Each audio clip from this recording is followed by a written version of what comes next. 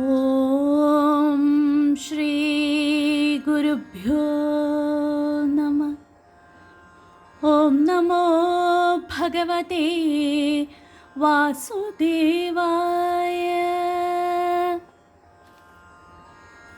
ഹരേ കൃഷ്ണ. ഗുരുവായൂരപ്പ ശരണം. എല്ലാ സജ്ജനങ്ങൾക്കും വിനീത നമസ്കാരം. നമ്മൾ മുകുന്ദമാല സ്തോത്രമാണ് പഠിച്ചുകൊണ്ടിരിക്കുന്നത്.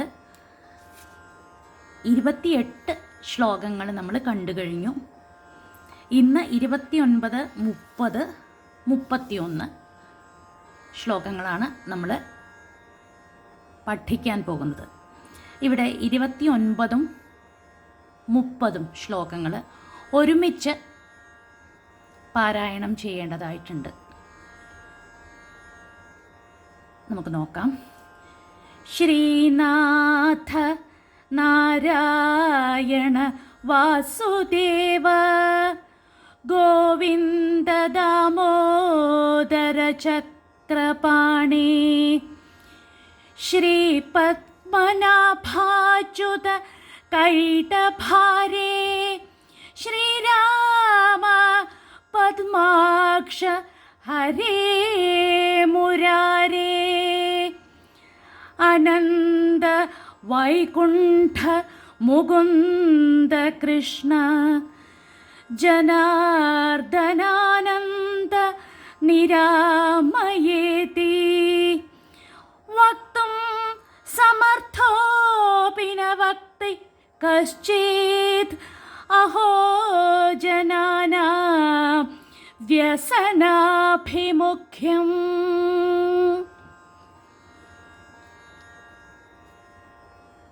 എന്താണ് പറയുന്നത് നമുക്ക് നോക്കാം. ശ്രീനാഥ ലക്ഷ്മി വല്ലഭ, നാരായണ ജീവന്മാർക്ക് ആശ്രയീഭൂതനായവനെ, വാസുദേവ വസുദേവപുത്ര, ഗോവിന്ദ വേദവാക്യങ്ങളാൽ പ്രാപിക്കാൻ കഴിയുന്നവനെ, ദാമോദര അമ്മ ഉരലിൽ ബന്ധിച്ചതിനാൽ അരയിൽ കയറോടുകൂടിയവനെ, ചക്രപാണേ സുദർശന ചക്രം ധരിച്ച തൃക്കൈയോടുകൂടിയവനെ, ശ്രീ പദ്മനാഭ പ്രപഞ്ചത്തിന് കാരണമായ താമരപ്പൂവിൻ്റെ ഉൽപ്പത്തി സ്ഥാനമായ നാഭിയോടുകൂടിയവനെ, അച്യുത ച്യുതിയില്ലാത്തവനെ, ക്ഷയമില്ലാത്തവനെ, നാശമില്ലാത്തവനെ, നാശരഹിത, കൈടഭാരേ കൈടഭൻ എന്ന ശക്തനായ അസുരനെ സംഹരിച്ചവനെ, ശ്രീരാമ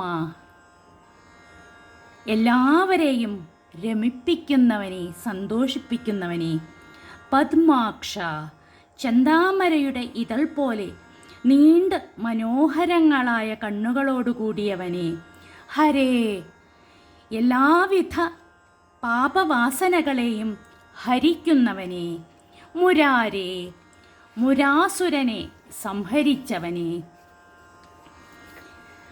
അനന്ത അവസാനമില്ലാത്തവനെ, വൈകുണ്ഠ വൈകുണ്ഠലോകത്തിൽ വാണരുളുന്നവനെ, മുകുന്ദ മോക്ഷാനുഭൂതിയെ നൽകുന്നവനെ, കൃഷ്ണ എല്ലാവരെയും ആകർഷിക്കുന്നവനെ, ജനാർദ്ദന മായയെ നശിപ്പിക്കുന്നവനെ, ആനന്ദ ആനന്ദസ്വരൂപനെ, നിരാമയ ദുഃഖത്തിൻ്റെ അമയത്തിൻ്റെ കണിക പോലുമില്ലാത്തവനെ, ഇതി എന്നീ അർത്ഥം വരുന്ന തിരുനാമങ്ങൾ വക്തും ഉച്ചരിക്കാൻ സമർത്ഥ അപി കഴിവുണ്ടായിട്ടും കശ്ചിത് ഒരുവനും നവക്തി ജപിക്കുന്നില്ല. ജനാനാം ജനങ്ങളുടെ വ്യസനാഭിമുഖ്യം ദുഃഖകരങ്ങളായ ലൗകിക വിഷയങ്ങളിലുള്ള അത്യാസക്തി. അഹോ കഷ്ടം തന്നെ. അതുകൊണ്ടാണല്ലോ അവർ നാമം ജപിച്ച് ദുഃഖ നിവൃത്തരായി തീരാത്തത് എന്നാണ് കവി പറയുന്നത്. അർത്ഥങ്ങൾ ഒന്നുകൂടി നമുക്ക് നോക്കാം. ലക്ഷ്മീപതിയും ജനസമൂഹത്തിന് ആശ്രയമായിട്ടുള്ളവനും വസുദേവപുത്രനും ഭക്തപ്രിയനും പദ്മം നാഭിയിലുള്ളവനും നാശമില്ലാത്തവനും കൈടഭന്റെ ശത്രുവും ശ്രീരാമ അവതാരമെടുത്തിട്ടുള്ളവനും താമരക്കണ്ണനും പാപങ്ങളെയെല്ലാം നശിപ്പിക്കുന്നവനും മുരൻ എന്ന അസുരൻ്റെ ശത്രുവുമായിട്ടുള്ള ശ്രീരംഗനാഥനെ ഞാൻ നമസ്കരിക്കുന്നു. അല്ലയോ നാശമില്ലാത്തവനും വൈകുണ്ഠവാസിയും മോക്ഷദായകനും എല്ലാവരുടെയും ആകർഷണ കേന്ദ്രവും വേദവേദ്യനും അരയിൽ കയറുകെട്ടിയിട്ടുള്ളവനും ലക്ഷ്മീ വല്ലഭനുമായ അല്ലയോ ഭഗവാനെ, അങ്ങയുടെ നാമങ്ങൾ ഉച്ചരിക്കുവാൻ എല്ലാവർക്കും കഴിയുമെങ്കിലും ആരും ഉച്ചരിക്കുന്നില്ല. അഹോ, അവരുടെ ഭൗതിക കാര്യങ്ങളിലുള്ള താല്പര്യം ആശ്ചര്യം തന്നെ.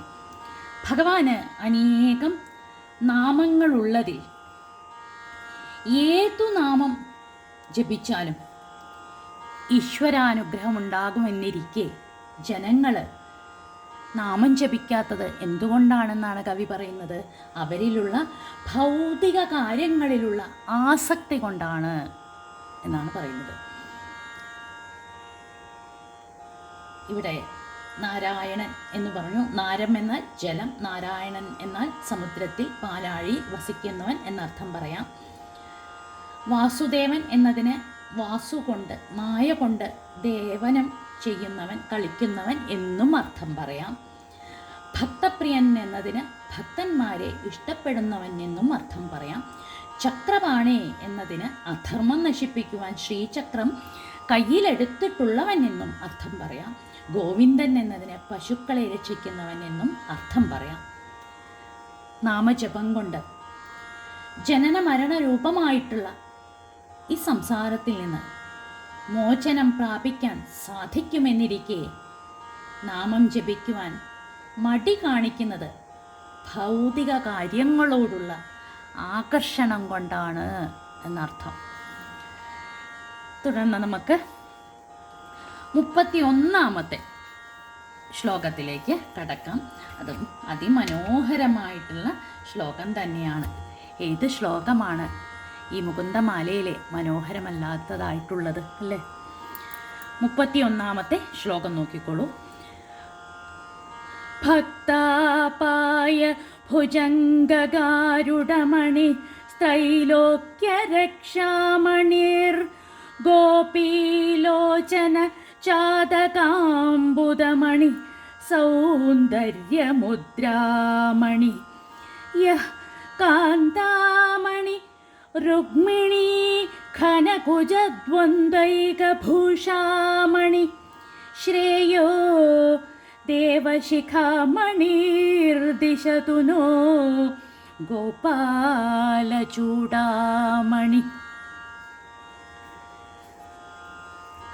ഭക്താപായ ഭുജംഗകാരുഡമണി, ഭക്തന്മാർക്ക് നേരിടുന്ന ആപത്തുകളാകുന്ന സർപ്പവിഷത്തെ നിശേഷം നശിപ്പിക്കുന്ന ഗരുഡരത്നമായി വിളങ്ങുന്നവനും ത്രൈലോക്യരക്ഷാമണി, 3 ലോകങ്ങളെയും രക്ഷിച്ചരുളുന്നവനും ഗോപീലോചന ചാതകാംബുദമണി, അവിടെയൊക്കെ വിസർഗണ്ട മണിഹി, ഗോപികളുടെ കണ്ണുകൾക്ക്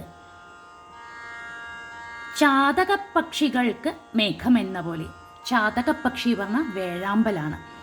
ചാതകപ്പക്ഷികൾക്ക്, വേഴാമ്പലുകൾക്ക് മേഘമെന്ന പോലെ ആനന്ദം നൽകുന്നവനും സൗന്ദര്യമുദ്രാമണി, സൗന്ദര്യത്തിന് മാതൃകാഭൂതനും കാന്താമണി, പത്നിമാർക്ക് വിലമതിക്കാൻ കഴിയാത്ത രത്നമായി വിളങ്ങുന്നവനും രുക്മിണീ ഘനകുജദ്വന്ദ്വൈകഭൂഷാമണി, രുക്മിണിയുടെ മാറിടത്തിന് അലങ്കാരമായ വിശിഷ്ട രത്നം പോലെ ശോഭിക്കുന്നവനും ദേവശിഖാമണി, ദേവന്മാരിൽ സർവശ്രേഷ്ഠനും ഗോപാലചൂടാമണി, ഗോപന്മാരുടെ ശിരോരത്നവും.